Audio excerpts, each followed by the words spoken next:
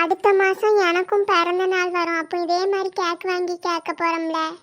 ஏலே விக்கி, உன் பிறந்த நாள் எப்பம்ல வரும்? எனக்கு 4 வருஷத்துக்கு ஒரு தடவை தான் பிறந்த நாள் வரும். என்னல சொல்லுத? எங்களுக்கெல்லாம் வருஷம் பிறந்த நாள் வருமே. நான் பிப்ரவரி 29 பிறந்தேன் அஞ்சலி. அதனால எனக்கு 4 வருஷத்துக்கு ஒரு தடவை தான் பிறந்த நாள் வரும். ஏலே விக்கி, அப்போ 4 வருஷத்துக்கு ஒரு தடவை தான் பிறந்த நாளைக்கு ட்ரெஸ் வாங்குவியோ? நான் மொத்தமா சேர்த்து 4 ட்ரெஸ்ஸா வாங்கிடுவோம்ல. ஏலே, நீ எப்ப பார்த்தாலும் பேக முதுகுல மாட்டிக்கிட்டே இருக்கியே, உனக்கு வெயிட்டா இல்லையா? எங்க அம்மா இவ ஸ்கூல் பேகே தொட மாட்டேக்கான்னு குறையா சொல்லிக்கிட்டு இருக்காங்க. அதாம்ல எப்ப பார்த்தாலும் பேக மாட்டிட்டே இருக்கேன். ஆமா, அன்சாரி எங்களை காணும். அவங்க அம்மா அவனை வெளியே போகணும்னு கூப்பிட்டாங்க. அதனால அப்பவே கிளம்பி போயிட்டான். ரமேஷ், என்னம்மா?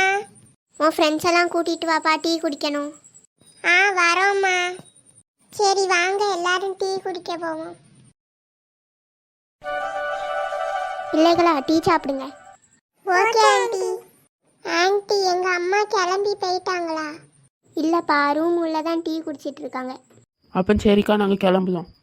எல்லாம் விக்கி, சீக்கிரம் டீயை குடியில, வீட்டுக்கு போவோம். சரிம்மா. சரிக்கா, நாங்கள் கிளம்புதோம். சரி சரசு. அப்போ சரி ரமேஷ், 7 மணி ஆகுது, நாங்களும் கிளம்புதோம். Okay Jenny. ஆண்டி, நாங்கள் போயிட்டு வரோம். சரிப்பா, பத்திரமா பார்த்து போங்க.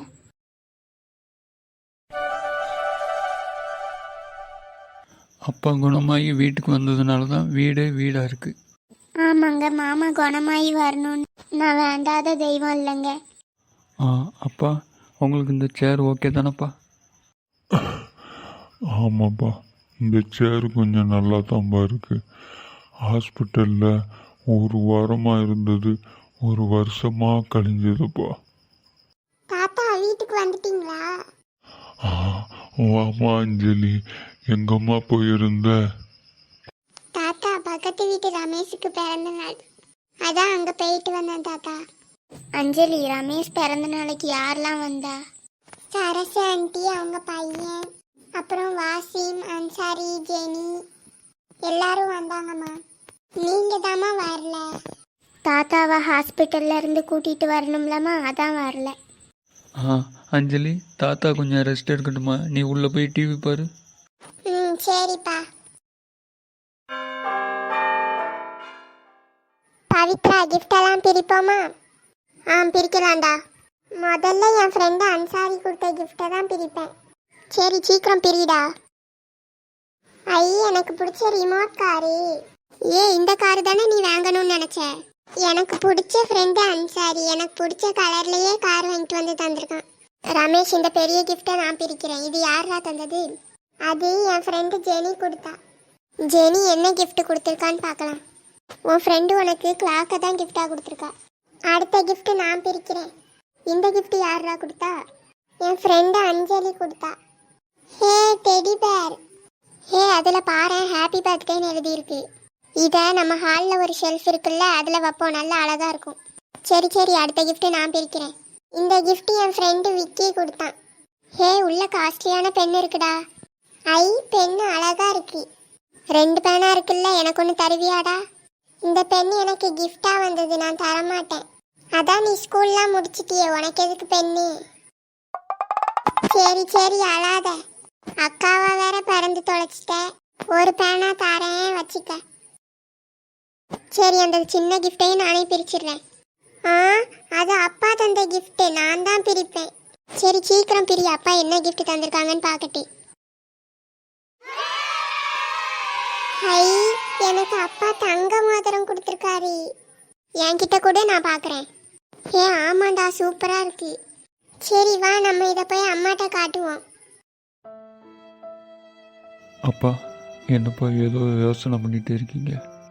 ரமேஷ் கேட்க வெட்டும்போது கூட வரலையப்பா? இல்லைப்பா, பிறந்த நாள்னு உடனே உன் தம்பி சந்திரவோட ஞாபகம் வந்துடுச்சுப்பா. 24வது பிறந்த நாளை கொண்டாடிட்டு மறுநாள் அமெரிக்கா போகணுன்னு குதூகலமாக கிளம்புனவன். நீயும் நானும் எவ்வளவோ சொன்னோம், ஏர்போர்ட்டுக்கு டாக்ஸி பிடிச்சிட்டு போடான்னு. அதெல்லாம் கேட்காம பைக்கில் தான் போவேன்னு போனவன்.